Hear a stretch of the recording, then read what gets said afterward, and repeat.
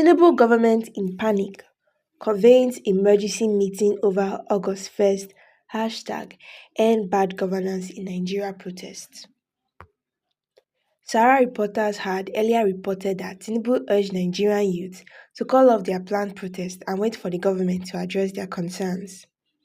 The President Bola Tinubu-led Nigerian government has scheduled an emergency meeting for Wednesday morning to address the imminent nationwide protest tagged #End Bad Governance in Nigeria set for August 1st. The meeting comes on the heels of Tinubu's recent appeal to protest organizers, urging them to delay the demonstration and allow his administration more time to implement people-oriented programs. The circular released on Tuesday indicated that the meeting invitation was extended to all ministers, including the Secretary to the Government of the Federation, George Akume. Additionally, Special Advisor to the President on Policy and Coordination, Hadiza Bala Usman, Information and Strategy, Bayo Ononoka, and former Minister of Youth Transport, Sunday Dear, were also invited. The circular titled Planned Nationwide Protest and dated July 23, 2024 was signed by Richard Filangwa and Permanent Secretary of the Cabinet Affairs Office. The statement read, I am directed to invite you to attend a meeting with the Secretary to the Government of the Federation on the above subject slated as follows: July 24, 2024, time 10 a.m. prompt. Venue, Office of Secretary to the Government of the Federation, Conference Room. Attendance is mandatory. Please accept the warm regards of the Secretary to the Government of the Federation. Sahara reporters had earlier reported that Tinubu urged Nigerian youth to call off their planned protests and wait for the government to address their concerns. The Minister of Information and National Orientation, Mohammed Idris, revealed this to State House correspondents on Tuesday after meeting with the president at the presidential villa in Abuja. According to him, on the issue of the planned protest, Mr. President does not see any need for that. He asked them to shelve that plan and he asked them to await the government's response to all their pleas.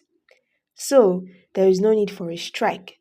The young people out there should listen to the president and allow the president more time to see the realization of all the goodies he has for them. He said the president took protesters' grievance seriously and was committed to ensuring a better future for Nigeria. He cited the swift passage of the National Minimum Wage Bill by the National Assembly and the recent approval and distribution of grains to state governments as evidence of the president's commitment to the welfare of Nigerians. We also discussed the issue of the country generally, and Mr. President has asked me to again inform Nigerians that he listens to them, especially the young people that are trying to protest. For example, he saw the federal government approve grains and rice for state governments. It was delivered to them expeditiously also. Like I said, the other time, it is just the necessary first step.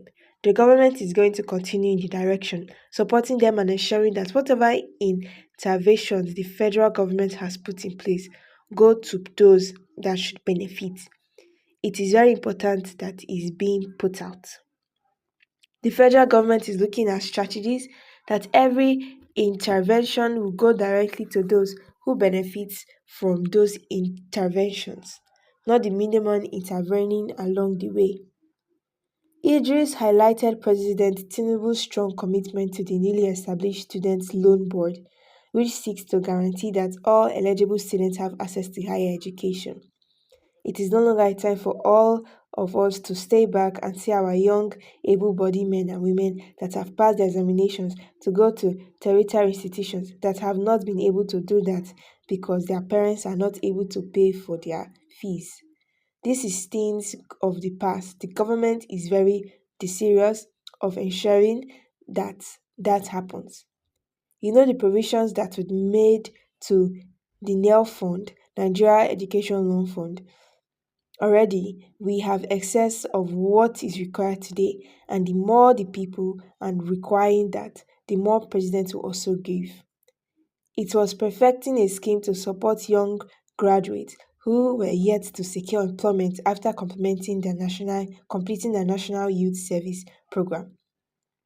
The initiative reflects the administration's dedication to ensuring that no one is left behind in the pursuit of progress. He said there is also interventions the president is working for those young men and women who have finished school but who are yet to get employed post NYSC. For example, there is a scheme the government is perfecting now, and that is also going to be pushed fast so that all the young men and women who have finished school, graduates of the universities and polytechnics that are unable to get jobs, they will continue to be supported by the government until such a time that those jobs are offered to them.